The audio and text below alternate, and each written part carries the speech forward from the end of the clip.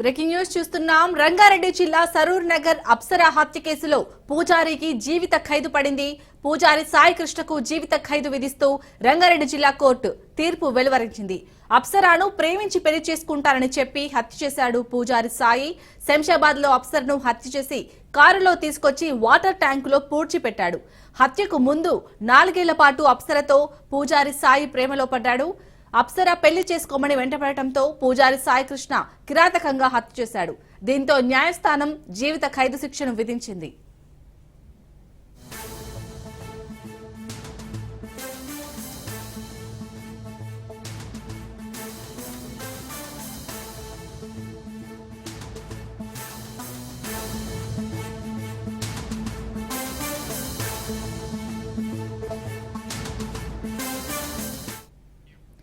తెలుగు రాష్ట్రాల్లో 2 ఏళ్ల కిందట తీవ్ర చర్చనీయాంశమైన అప్సరా కేసులో సంచలన తీర్పు వెలువడింది. నిందితుడైన సాయి కృష్ణకు జీవిత ఖైదు విధించింది రంగారెడ్డి జిల్లా కోర్టు. అంతేకాదు సాక్ష్యాలు తారుమారు చేసినందుకు మరో 7 సంవత్సరాల అదనపు జైలు శిక్ష విధిస్తూ బుధవారం తీర్పు వెల్లడించింది.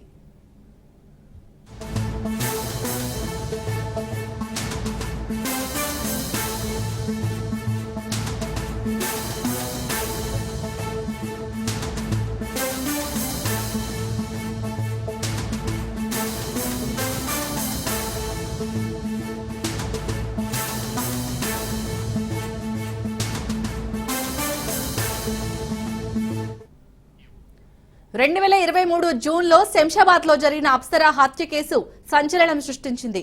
సరోర్ నగర్ లో స్థానికంగా ఓ ఆలయంలో పూజారి అయిన సాయి కృష్ణకు అప్సరతో ఏర్పడిన పరిచయం వివాహేతర సంబంధానికి దారితీసింది. 4 ఏళ్లుగా వాళ్ల బంధం కొనసాగింది. చివరకు గర్భం దాల్చడంతో పెళ్లి చేసుకోవాలంటూ ఆమె అతడిపై ఒత్తిడి తెచ్చింది.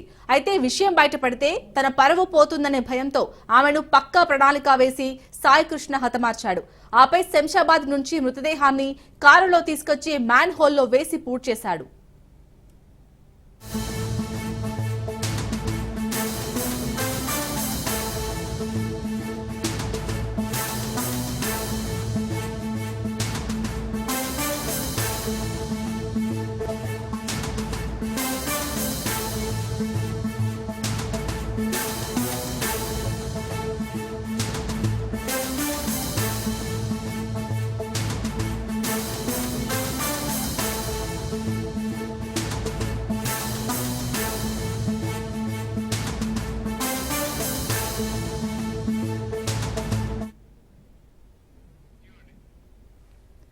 చెన్నైకి చెందిన అప్సరా కుటుంబం హైదరాబాద్ కు వలస వచ్చింది.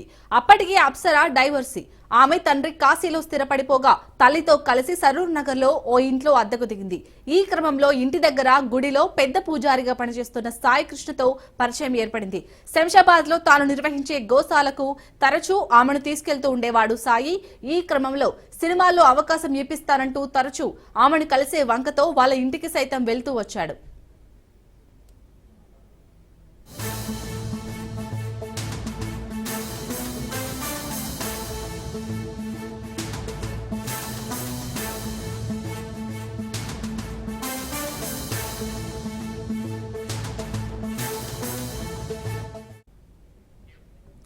అప్సరా తల్లిని అక్క అని పిలుస్తూ ఇంట్లో అన్ని పనులు చేస్తూ ఉండేవాడు. వివాహితుడు అని తెలిసి కూడా అప్సరా అతనితో చనువుగా ఉంటూ వచ్చింది. ఆ పరిచయం కాస్త ప్రేమ, ఆపై శారీరక సంబంధానికి దారితీసింది. ఈ క్రమంలో ఆమె గర్భం దాల్చగా అబార్షన్ సైతం చేయించాడు. చివరకు పెళ్లి కోసం ఒత్తిడి చేయడాన్ని టార్చర్ గా భావించి అప్సరను హత్య చేశాడు. రైట్, ఇక అప్సరా హత్య కేసులో కోర్టు తీర్పుకు సంబంధించి పూర్తి డీటెయిల్స్ మా ప్రతినిధి రత్నకుమార్ అందిస్తారు. రత్నకుమార్. ఎస్ 2023లో సంచలనం సృష్టించినటువంటి సరూర్ నగర్ అప్సరా హత్య కేసులో దాదాపు 1.5 సంవత్సరం తర్వాత రంగారెడ్డి కోర్టు తీర్పు చెప్పింది. ఇందులో ప్రధాన నిందితుడిగా ఉన్నటువంటి పూజారి సాయి కృష్ణకు జీవిత ఖైదు విధిస్తూ కోర్టు తీర్పునిచ్చింది. కొద్దిసేపటి క్రితమే రంగారెడ్డి కోర్టు ఈ తీర్పును వెలువరించింది. తీర్పులో భాగంగా నిందితుడికి జీవిత ఖైదుతో పాటు బాధిత కుటుంబానికి 10 లక్షల రూపాయలను చెల్లించాలంటూ కూడా కోర్టు తెలియజేసింది. ఇక ఈ కేసు విషయానికి వస్తే 2023 జూన్లో మొత్తం 2 తెలుగు రాష్ట్రాలను కూడా ఒక్కసారిగా ఉలిక్కి పడేలా చేసినటువంటి కేసు ఇది. ఈ కేసులో ప్రధాన నిందితుడిగా ఉన్నటువంటి పూజారి సాయి కృష్ణకు అప్సరా అనేటువంటి యువతితో పరిచయం ఏర్పడిన తర్వాత ఆ పరిచయం కాస్త ప్రేమగా మారింది. అయితే అప్పటికే అతనికి వివాహం అయ్యి 2 పిల్లలు ఉన్నారు. ఇద్దరు పిల్లలు ఉన్నప్పటికీ కూడా అప్సరా అనేటువంటి యువతితో పూజారి సాయి కృష్ణ వివాహేతర సంబంధాన్ని కంటిన్యూ చేసి ఆమె గర్భవతి అయ్యేలా చేశాడు. ఆమె గర్భవతి కావడంతో తనను ఖచ్చితంగా పెళ్లి చేసుకోవాలనేటువంటి విషయాన్ని అప్సరా పూజారి సాయి కృష్ణ ముందు ఉంచింది. ఇక పెళ్లి చేసుకోమని వేధిస్తోంది అనేటువంటి విషయం తెలుసుకున్న తర్వాత తనను ఎలాగైనా అంతమొందించాలన్నటువంటి ప్లాన్ చేసినటువంటి సాయి కృష్ణ ఆమెను తీసుకొని ఒక రోజు రాత్రి ఇమ్మీడియట్ గా ఆమెను వెంట పెట్టుకొని సరూర్ నగర్ లో కారు ఎక్కించుకొని అక్కడి నుంచి శంషాబాద్ లోని ఒక నిర్మానుష్య ప్రాంతానికి తీసుకుని వెళ్లి ఆమెకు అక్కడ కారులో నుంచి బయటకు దింపి ఇమ్మీడియట్ గా ఆమె తలపైన బలంగా ఒక రాయితో మోది హత్య చేశాడు. ఆ తర్వాత ఆమెను హత్య చేసి అది ఎవరికంటా పడకుండా ఆమెను ఒక కవర్లో చుట్టి మరలా సరూర్ నగర్లోని గవర్నమెంట్ భవనాల సముదాయం, అందులోనే ఎంఆర్ఓ ఆఫీస్ కార్యాలయం కూడా ఉంటుంది. ఆ కార్యాలయంలోని ఒక ప్రదేశంలో గుంత తీసి ఆ గుంతలో అప్సరా మృతదేహాన్ని పాతిపెట్టి ఎవరికీ అనుమానం రాకుండా పైన మొత్తం సిమెంట్తో ప్లాస్టింగ్ చేసి చాలా క్లీన్ గా అటు ఆనవాళ్ల మొత్తాన్ని కూడా తారుమారు చేసినటువంటి ప్రయత్నం చేశాడు. అయితే ఉదయం అక్కడికి వచ్చినటువంటి ఎంఆర్ఓ సంబంధించినటువంటి కార్యాలయంలో వ్యక్తులు కావచ్చు, లేకపోతే గవర్నమెంట్ ఆఫీసులో పనిచేసినటువంటి వాళ్ళందరూ కూడా ఎవరికీ డౌట్ రాలేదు. అయితే తను ఇక్కడ ఒక సెప్టింగ్ ట్యాంక్ సంబంధించినటువంటి చిన్న నిర్మాణాన్ని చేపట్టానంటూ వాళ్ళందరికీ తెలియజేశాడు. ఇక ఆమె కనిపించట్లేదు అన్నటువంటి విషయాన్ని కుటుంబం అందరూ కూడా తెలియజేసిన తర్వాత కుటుంబానికి బాగా పరిచయస్తుడే కాబట్టి సాయి కృష్ణ తను కూడా వెళ్లి పోలీసులకు ఫిర్యాదు చేశాడు, యువతి అప్సరా కనిపించట్లేదని. కానీ ఇన్వెస్టిగేషన్ లో భాగంగా కొన్ని రోజులు గడిచిన వెంటనే యువతి కనిపించకపోవడంపై సాయి కృష్ణ మీదనే పోలీసులకు అనుమానం అనేది తలెత్తింది. తమదైన స్టైలులో సాయి కృష్ణను ఇన్వెస్టిగేషన్ చేశారు. ఇన్వెస్టిగేషన్ చేసిన తర్వాత ఖచ్చితంగా ఈ పోలీసు యొక్క ఇన్వెస్టిగేషన్ లో పూజారి సాయి కృష్ణ తానే ఆమెను అంతమొందించాను అనేటువంటి విషయాన్ని చాలా స్పష్టంగా తెలియజేసిన తర్వాత ఆయన ఎక్కడైతే ఆమెను చంపేసిన తర్వాత అక్కడి నుంచి సీన్ రీకన్స్ట్రక్షన్ చేసిన తర్వాత శంషాబాద్ లో ఏ రకంగా ఆమెను హత్య చేశాడు, ఆ తర్వాత నుంచి సరూర్ నగర్ తీసుకొచ్చి ఎలా పాతి పెట్టాడు, వీటన్నిటికి సంబంధించిన సీన్ రీకన్స్ట్రక్షన్ తర్వాత ఎక్కడైతే పాతి పెట్టాడో అక్కడ ఎంఆర్ఓ కార్యాలయానికి సంబంధించినటువంటి కోతవేటు దూరంలోనే అక్కడ పాతి పెట్టిన ప్లేస్ లో జేసీబీల సాయంతో తీసుకొచ్చి మొత్తం అంతా పూడిక తీయడంతో లోపల ఆమె యొక్క మృతదేహాన్ని పోలీసులు అప్పుడు బయటికి తీసి పోస్ట్ మార్టం నిమిత్తం తరలించడం జరిగింది. పెద్ద సంచలనమే సృష్టించింది ఆ కేసు. అప్పుడు తన మీద కేసు నమోదు చేసి అదుపులోకి తీసుకుని రిమాండ్కు తరలించడం జరిగింది. ఇప్పుడు దాదాపు 1.5 year తర్వాత ఈ కేసుకు సంబంధించినటువంటి తీర్పు అనేది వెలువరించింది రంగారెడ్డి జిల్లా కోర్టు. నిందితుడికి జీవిత ఖైదు విధించింది. బాధిత కుటుంబానికి 10 లక్షల రూపాయల నష్టపరిహారం కాంపెన్సేషన్ గా అందించాలంటూ కూడా తెలియజేసినటువంటి పరిస్థితి ఉంది. రైట్ రత్నకుమార్, మరి ఇటు కోర్టు తీర్పుపై అప్సరా తల్లిదండ్రులు ఏమంటున్నారు?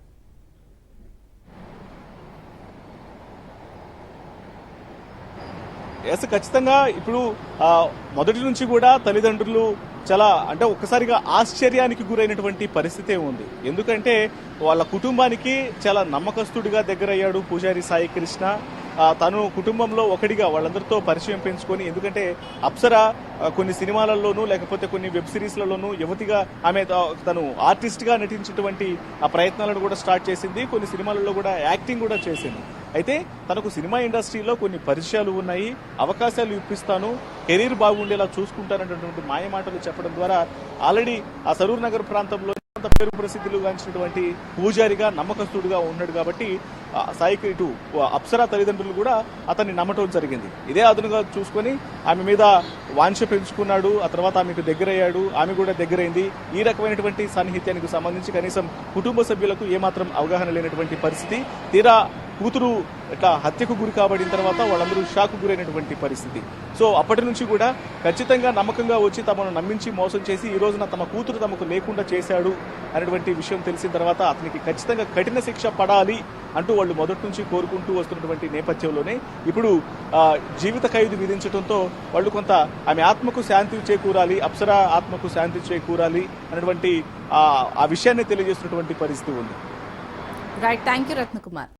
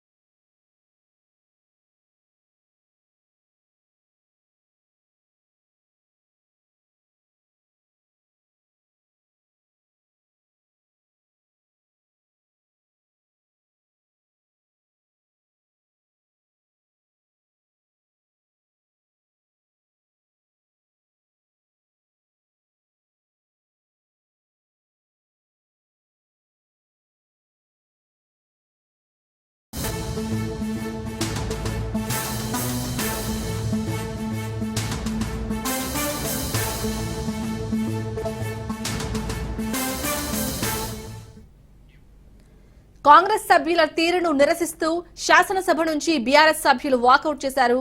లాబీల్లో పెద్ద ఎత్తున బీఆర్ఎస్ సభ్యులు నినాదాలు చేశారు. ఎమ్మెల్యేల ఎంట్రన్స్ వద్ద బైఠాయించి బీఆర్ఎస్ సభ్యులు ఆందోళన చేపట్టారు. వద్దురా నాయన 20% పాలన అంటూ నిరసన వ్యక్తం చేస్తున్నారు. 20-30% ప్రభుత్వం అంటూ బీఆర్ఎస్ ఎమ్మెల్యేలు పెద్ద ఎత్తున నినాదాలు చేస్తున్నారు.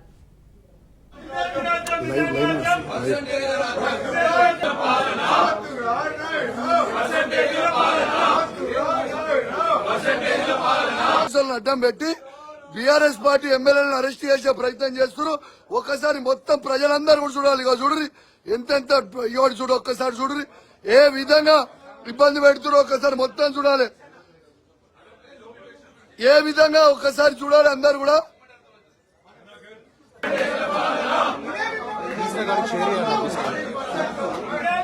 ఇదేమి రాజ్యం, ఇదేమి రాజ్యం.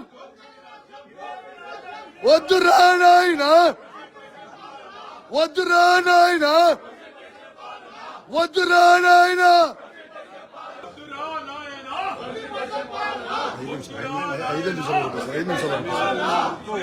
5 నిమిషాలు ప్లీజ్.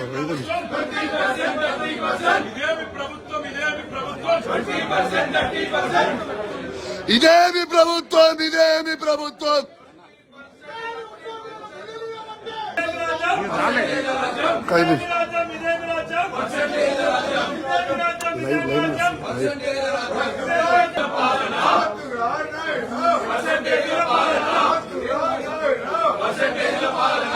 అడ్డం పెట్టి బీఆర్ఎస్ పార్టీ ఎమ్మెల్యేలను అరెస్ట్ చేసే ప్రయత్నం చేస్తున్నారు. ఒక్కసారి మొత్తం ప్రజలందరూ కూడా చూడాలి. ఇక చూడరి ఎంతెంత ఇవాడు చూడు, ఒక్కసారి చూడరి ఏ విధంగా ఇబ్బంది పెడుతున్నారు. ఒక్కసారి మొత్తం చూడాలి, ఏ విధంగా ఒక్కసారి చూడాలి అందరు కూడా. కాంగ్రెస్ సభ్యుల తీరును నిరసిస్తూ శాసనసభ నుంచి బీఆర్ఎస్ సభ్యులు వాకౌట్ చేశారు. లాబీలో పెద్ద ఎత్తున బీఆర్ఎస్ సభ్యులు నినాదాలు చేశారు. ఎమ్మెల్యేల ఎంట్రన్స్ వద్ద బైఠాయించి బీఆర్ఎస్ సభ్యులు ఆందోళన చేపట్టారు. వద్దురా నాయన 20% పాలన అంటూ నిరసన వ్యక్తం చేస్తున్నారు. 20-30% ప్రభుత్వం అంటూ బీఆర్ఎస్ ఎమ్మెల్యేలు పెద్ద ఎత్తున నినాదాలు చేస్తున్నారు. సభలో గందరగోళం నెలకొంది. కేటీఆర్ బట్టి మధ్య మాటల యుద్ధం జరిగింది. కాంగ్రెస్ ప్రభుత్వంలో ఏ పని కావాలన్నా 30% కమిషన్లు తీసుకుంటున్నారన్న ప్రచారం జరుగుతుందని ఆరోపించారు కేటీఆర్. దీంతో కేటీఆర్ వ్యాఖ్యలకు బట్టి కౌంటర్ ఇచ్చారు. కేటీఆర్ క్షమాపణలు చెప్పాలని డిమాండ్ చేశారు. కమిషన్ వ్యాఖ్యలను నిరూపించాలని బట్టి సవాల్ విసిరారు. మాట్లాడే ముందు ఒళ్ళు దగ్గర పెట్టుకుని మాట్లాడాలంటూ ఫైర్ అయ్యారు.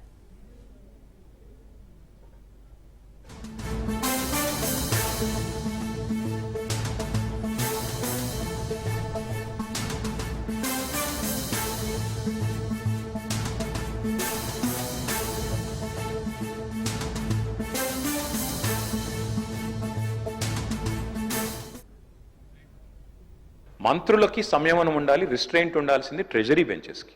అపోజిషన్ సహజంగానే మేము ప్రభుత్వం చేయని పనులు, ఇస్తానని చెప్పిన మాటలు, హామీలు మేము దయచేసి ప్రకాష్ రెడ్డి గారు, స్పీకర్ గారు ఒకటే రిక్వెస్ట్, మంత్రులకి మీరు దయచేసి చెప్పండి. ఇప్పుడు మేము కూడా ప్రొవోక్ చేయాలనుకుంటే మేము కూడా మాట్లాడచ్చు సార్. మేము కూడా చెప్పొచ్చు 30% కమిషన్ అని వాళ్ళ ఎమ్మెల్యేలు అంటున్నారు, 20% కమిషన్ అని సెక్రటేరియట్ లో ధర్నాలు అవుతున్నాయి. 30% పర్సెంటేజ్ తీసుకున్నారు, కమిషన్ తీసుకున్నారు అన్నమాట. ఎవరండి 40,000 కోట్ల రూపాయలు పనులు చేపించి బిల్లు లేకుండా రాష్ట్రం మీద 1,00,000 కోట్ల పైబడి అప్పులు చేసి మీరు పోతే వాళ్ళందరూ బిల్లులు రాక నానా బాధపడుతూ రాష్ట్రం కోసం అటు తిరిగి ఇటు తిరిగి సెకండరీ చుట్టూ తిరిగి నానా బాధపడుతున్నారు. మీ పాపం వల్ల ఈరోజు రాష్ట్రంలో 1,00,000 కోట్ల పనులు చేసినటువంటి వాళ్ళ బిల్లు లేక ఏడుస్తున్నారు. ఎంతో కొంత మేము బాగు చేసి కొద్ది సర్ది చేసి ముందుకు పోతా ఉంటే అడ్డగోలుగా మీరు ఈ మాటలు మాట్లాడటం ఇది వాస్తవమా? I have challenged KTR. Now you have to prove that what the statement what you have made. Otherwise you have to say opposite to this house. He has to make a statement. అధ్యక్ష నేను అడుగుతా ఉన్నాను, ఇది మీరు prove చేయకపోతే ఈ సభకి క్షమాపణ చెప్పాలి, ఈ రాష్ట్ర ప్రజలకు కూడా క్షమాపణ చెప్పాలి. తెలంగాణ అసెంబ్లీలో పల్లా రాజేశ్వర్ రెడ్డి, మంత్రి పొన్నం మధ్య మాటల యుద్ధం జరిగింది. ఎంఎంటీఎస్ ఘటనపై ఎమ్మెల్యే పల్లా కీలక వ్యాఖ్యలు చేశారు. 2 రోజులు గడిచినా నిందితుడిని పట్టుకోలేదన్నారు పల్లా. రాష్ట్రంలో శాంతి భద్రతలు క్షీణించాయని ఆరోపించారు. దీనికి మంత్రి పొన్నం కౌంటర్ ఇచ్చారు. ఎంఎంటీఎస్ ఘటనలో నిందితుడిని అరెస్ట్ చేశామని, పోలీసులకు సంబంధించి సంస్కరణలు చేశామన్నారు. ప్రజలతో ఫ్రెండ్లీ పోలీసుతో పాటు నేరస్తులపై ఉక్కుపాదం మోపుతున్నామన్నారు. పోలీసులను రాజకీయాల్లోకి లాగొద్దన్నారు. పోలీసులను వాడుకొని ప్రభుత్వాన్ని నడిపితే బీఆర్ఎస్ లా ప్రతిపక్షంలో ఉండాల్సి వస్తుందని చురకలంటించారు. జితేందర్ డీజీపీ గారు నిన్ననే ఒకటి చేశారు annual report. Telangana crime in Telangana jumps by 22% in 2024. Telangana recorded 19,922 cases of crime against women in 2024. దరిదాపుగా 13.75% క్రైమ్స్ విమెన్స్ కి వ్యతిరేకంగా పెరిగిన అధ్యక్ష. హత్యలు కానీ, కిడ్నాప్లు కానీ, రేపులు కానీ మహిళల మీద గత సంవత్సరం 19,013 ఉంటే ఈ సంవత్సరం 19,922. అధ్యక్ష నిన్న ఎంఎంటీఎస్ రైల్లోకి ప్రయాణిస్తున్న వాళ్ళ మీద ఇమ్మీడియట్ గా అటాక్ జరిగితే పట్టించుకున్న నాదు లేదు అధ్యక్ష. ఒక అడ్వకేట్ ని అడ్డంగా నరికేసింది అధ్యక్ష హైదరాబాద్ నగరంలో. ఇక కత్తులు పట్టుకొని మొత్తం కూడా ఇలా వీరవిహారం చేస్తున్న పరిస్థితి ఉన్నది అధ్యక్ష. నిన్న ఎంఎంటీఎస్ కు సంబంధించిన రైల్లో జరిగిన సంఘటనలో నిందితుడు అరెస్ట్ చేయబడినాడు. అక్కడ పోలీస్ స్టేషన్ ఉన్నాడు. మీరు ఎవరు పట్టుకోలేదని అంటారు. తర్వాత మీరు పోలీసులకు సంబంధించి సంస్కరణలు చేసినారు. తప్పేం లేదు, సంస్కరణలు చేయడం లోపల ఇది మనం డెఫినెట్లీ చేయాలి. మీరు రాకముందు కూడా పోలీసింగ్ చాలా మొత్తం నక్సలైట్ వ్యవస్థ కావచ్చు, లా అండ్ ఆర్డర్ వ్యవస్థ కావచ్చు, చాలా పకడ్బందీగా పనిచేసినాం. మీరు ఎంతసేపు మీరు చేస్తున్నటువంటి ప్రజా ఉద్యమాలను తెలంగాణ చౌక్తో ఎత్తేస్తూ కూడా నిర్బంధము, నియంతృత్వంతో నడిపేటువంటి ప్రయత్నం కొరకు మీరు పోలీసులు ఎప్పుడు కూడా స్ట్రెంథనింగ్ చేసుకుని ఉండరు. మేము దాన్ని ప్రజలకు సంబంధించి ఉపయోగించే ప్రయత్నం చేస్తాం. ఫ్రెండ్లీ పోలీసు ప్రజలకు ఉండాలి, నేరస్తుల పట్ల కఠినంగా ఉండాలి అనేటువంటి వ్యాఖ్యలు అవలంబిస్తున్నాం. ఎంఎంటీఎస్కి సంబంధించిన పూర్తి వివరాలనే, దానికి సంబంధించి జరిగిన సంఘటన, రైల్లో జరిగిన సంఘటనకు సంబంధించి ఎక్కడ కూడా ప్రభుత్వం స్పందించకపోవడం కానీ తీసుకోకపోవడం కానీ లేదు. ధరణి భూభారతిపై సభలో అధికార విపక్షాల నడుమ మాటల యుద్ధం జరిగింది. ధరణితో పేదల భూములను బీఆర్ఎస్ లాక్కుందన్నారు డిప్యూటీ సీఎం భట్టి ఆరోపించారు. లక్షల ఎకరాల భూములు వివాదంలో ఉండడానికి కారణం బీఆర్ఎస్ అని ఫైర్ అయ్యారు. దీనికి పల్లా స్పందిస్తూ ప్రభుత్వం తెచ్చింది భూభారతి కాదు, భూహారతి అన్నారు. జమాబందీ పేరుతో మరో దుకాణం తెరిచిందని, ఇప్పుడు జమాబందీ ఎందుకో ప్రభుత్వం చెప్పాలన్నారు. ధరణి తప్పిదాలను బీఆర్ఎస్ ఎందుకు ఒప్పుకోవడం లేదంటూ పొంగులెట్టి కౌంటర్ ఇచ్చారు. ఉద్యమాల ద్వారా వచ్చినటువంటి తెలంగాణ రాష్ట్రంలో గతంలో ఉన్నటువంటి చట్టాలని ఒక్క కలం పోటుతో ధరణి అనే చట్టం తీసుకొచ్చి ఆక్యుపేషన్ లో ఉన్నటువంటి వాళ్ళందరూ రద్దు చేసి ఒక్క పట్టగారు కాలం పెట్టి 70 ఏళ్ళు వెనక్కున్నటువంటి జమీందారుని భూస్వామిని జాగీర్దారులు తీసుకొచ్చే పట్టగారు కాలంలో పెట్టి కొన్ని లక్షల మంది రైతులు భూమిపై ఉన్నటువంటి వాళ్ళకి అసలు ఆ కాలం ఎత్తేసి భూమిపై వాళ్ళకి ఎటువంటి హక్కు లేకుండా చేసినటువంటి ఒక దుర్మార్గమైన చట్టమే ధరణి చట్టం. అధ్యక్ష, ధరణిని మారుస్తాం, బంగాళాఖాతంలో వేస్తాం, ఈ రాష్ట్ర ప్రజల భూమి పైన సర్వ హక్కులు జాగ్రత్తగా ఉండేటట్టుగా తరాలుగా వస్తున్న హక్కులు వాళ్ళకి అందేటట్టుగా చేస్తామని చెప్పి ఒక చక్కటి నిర్ణయం తీసుకుని ఈ సభలో చట్టం తీసుకొచ్చి చేస్తా ఉంటే మళ్ళీ ధరణి అని ఆ పార్టీ మీద ఎవరు భూములు పెట్టారు అధ్యక్ష? మీరు ఏదైతే ఇవాళ భూ భారతి పెట్టి భూ హారతి చేయబోతున్నారో ఆ భూ హారతి మీదనే ఖచ్చితంగా మీరు అనుకున్నట్లయితే ప్రజల ముందుకు మేము వెళ్తాం, మీరు వెళ్తాం, ఖచ్చితంగా ఆ రోజు మళ్ళీ ఏం రెఫరెండ్ వస్తామో చూద్దాం. వారు చెప్పారు భూస్వాములు జాగీర్దారులు చాలా మంది ఉన్నారని చెప్పేసి. మరి మీ యొక్క ఈ చట్టంలోనే ఈ యొక్క తెలంగాణ సోషియో ఎకనామిక్ అవుట్బుక్ బుక్లోనే మీరు ఇచ్చారు ఏమని, ఈ రాష్ట్రంలో 25 ఎకరాల కంటే ఎక్కువ ఉన్న వాళ్ళు ఓన్లీ 9,000 మంది ఉన్నారు మాత్రమే మీరు లిస్ట్ ఇచ్చారు. మరి ఎక్కడ భూస్వాములు ఉన్నారు? 52 ఎకరాల పివి నరసింహరావు గారు తెచ్చిన సీలింగ్ యాక్ట్ ప్రకారం 54 ఎకరాల కంటే ఎవరికి ఎక్కువ ఉండకూడదు. ప్రతిరోజున 100 ఎకరాలు 200 ఎకరాలు 400 ఎకరాలు ఉన్నదని చెప్పేసి మాట్లాడుతుంటారు. అవగాహన ఉండి మాట్లాడుతున్నా లేదా అని చెప్పి తెలియదు. ఇది మీరు 2020లో చట్టాన్ని చేసి మీరు దిగిపోయేంత వరకు ఆ చట్టానికి సంబంధించిన రూల్సే ఫ్రేమ్ చేయని మీరు భూభారతిని మేము 2025 జనవరి 4వ తారీఖున చట్టం తీసుకొచ్చి రూల్స్ ఫ్రేమ్ చేసి పెడుతున్న మమ్మల్ని ఏదెత్తి మీరు మాకు చూపిస్తుంటే అసలు మిమ్మల్ని ఎలా ప్రజలు అర్థం చేసుకుంటారో మీరు అర్థం చేసుకోవట్లే. ఏదైతే మాన్యువల్ పానీ అంటారు, విఆర్ఏ విఆర్ఓల్ని తీసేసామంటారు. ఎస్, మీరు తప్పు చేశారు కాబట్టే విఆర్ఏ విఆర్ఓ వ్యవస్థలో మంచి వాళ్ళని తప్పకుండా ప్రతి రెవెన్యూ విలేజ్కి ఒక ఆఫీసర్ని పెడుతున్నాం. బేఫిగర్గా చెప్తున్నాం, చట్టాల్లోనే కాదు, ప్రజలు అడుగుతున్నారు, కోరుకుంటున్నారు.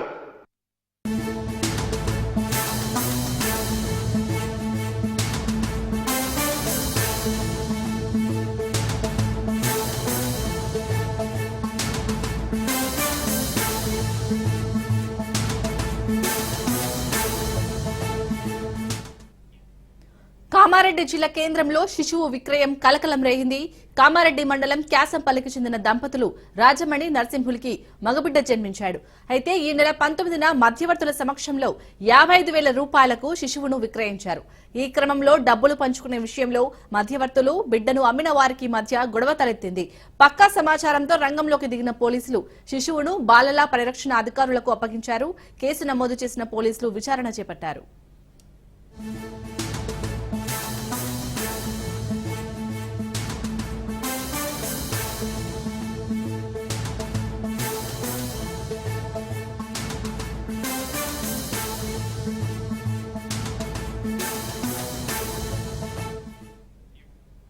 కామారెడ్డి జిల్లా కేంద్రంలో శిశువు విక్రయం కలకలం రేగింది. కామారెడ్డి మండలం క్యాసంపల్లికి చెందిన దంపతులు రాజమణి నరసింహులకి మగబిడ్డ జన్మించాడు. అయితే ఈ నెల 19న మధ్యవర్తుల సమక్షంలో 55,000 రూపాయలకు శిశువును విక్రయించారు. ఈ క్రమంలో డబ్బులు పంచుకునే విషయంలో మధ్యవర్తులు బిడ్డను అమ్మిన వారికి మధ్య గొడవ తలెత్తింది. పక్కా సమాచారంతో రంగంలోకి దిగిన పోలీసులు శిశువును బాలల పరిరక్షణ అధికారులకు అప్పగించారు. కేసు నమోదు చేసిన పోలీసులు విచారణ చేపట్టారు.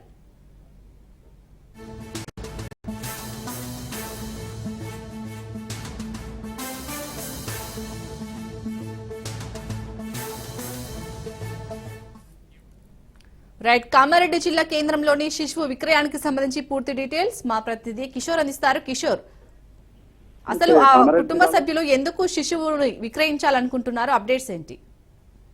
ప్రధానంగా చూసుకున్నట్లయితే ఇద్దరి మధ్య జరిగిన గొడవ అటు ఒక శిశువు విక్రయానికి సంబంధించిన విషయం బయటపడేలా చేసిందని చెప్పవచ్చు. అయితే కామారెడ్డి జిల్లా కేంద్రానికి సంబంధించి అయితే క్యానంపల్లికి చెందిన పల్లపు రాజమణి నరసింహుల దంపతులు మగబిడ్డ పుట్టగా ఈ నెల 19న మధ్యవర్తుల సమక్షంలో సిరికొండ మండలంలోని నిజామాబాద్ జిల్లా సిరికొండ మండలంలోని ఒక గ్రామానికి చెందిన వారికి 56,000కు బిడ్డని విక్రయించారు. అయితే మధ్యవర్తుల మధ్య ఇద్దరి మధ్య కూడా ఇటు 55,000 ఇప్పటికే బిడ్డను అమ్మడం జరిగింది. అలాగే 55,000 రూపాయలు కూడా ముట్టడం జరిగింది. అయితే మధ్యవర్తులు ఎవరైతే ఉన్నారో వారు కమిషన్ కోసం ఆ తల్లిదండ్రులను వేధిస్తున్నారు. ఈ సమయంలోనే వీక్లీ మార్కెట్ లో ఆ మధ్యవర్తులు అలాగే బిడ్డని అమ్మిన ఎవరైతే ఉన్నారో బిడ్డ నమ్మిన తల్లిదండ్రులు వారి మధ్య కమిషన్ విషయంలో గొడవకు దారి తీసింది. ఈ గొడవ సమయంలో అదే సమయంలో అక్కడగా వెళ్తున్న ఒక కానిస్టేబుల్ తో పాటు ఒక ఏఎస్ఐ ఇద్దరు కూడా వారిద్దరిని సంధానించే ప్రయత్నం చేశారు. అదే సమయంలో ఎందుకు గొడవ జరుగుతుందనే విషయాన్ని ఆరా తీశారు. అయితే ముఖ్యంగా ఈ బిడ్డ విక్రయం జరిగిన విషయం అలాగే విక్రయం జరిగిన దానికి సంబంధించిన కమిషన్ విషయంలోనే వారిద్దరి మధ్యన గొడవ జరిగినట్టు కూడా పోలీసులు దృష్టికి వచ్చింది. ఈ నేపథ్యంలోనే పూర్తి స్థాయిలో మగబిడ్డ విక్రయానికి సంబంధించి పూర్తి స్థాయిలో దర్యాప్తు చేపట్టారు. ఇప్పటికే ఆ బిడ్డను కూడా మళ్ళీ తిరిగి తల్లిదండ్రుల వద్దకు చేర్చిన పరిస్థితి మాత్రం కనిపిస్తుంది. అంతేకాకుండా బిడ్డ విక్రయించిన మధ్యవర్తులు ఎవరైతే ఉన్నారో మధ్యవర్తులు తల్లిదండ్రులు కొనుగోలు చేసిన వారందరిపైన కూడా పోలీసులు కేసు నమోదు చేసుకుని దర్యాప్తు చేస్తున్నట్టు కూడా తెలుస్తుంది. అయితే చట్టపరంగా శిశువును విక్రయించడం నేరం కాబట్టి ఆ తల్లిదండ్రులపై కూడా కేసులు నమోదు చేసినట్టు కూడా తెలుస్తుంది. అంతేకాకుండా మధ్యవర్తుల పైన కూడా పోలీసులు కేసు నమోదు చేసినట్టు కూడా తెలుస్తుంది. మొత్తానికి కామారెడ్డి జిల్లా కేంద్రంలో వీక్లీ మార్కెట్ లో ఇద్దరి మధ్యలో జరిగిన గొడవ ఒక శిశువు విక్రయానికి సంబంధించిన పెద్ద విషయాన్ని కూడా బయటపడేలా చేసిందని చెప్పవచ్చు. అలాగే కిషోర్, మరి ఇటు శిశువు తల్లిదండ్రులకి కౌన్సిలింగ్ ఇచ్చే ప్రయత్నం చేశారా పోలీసులు?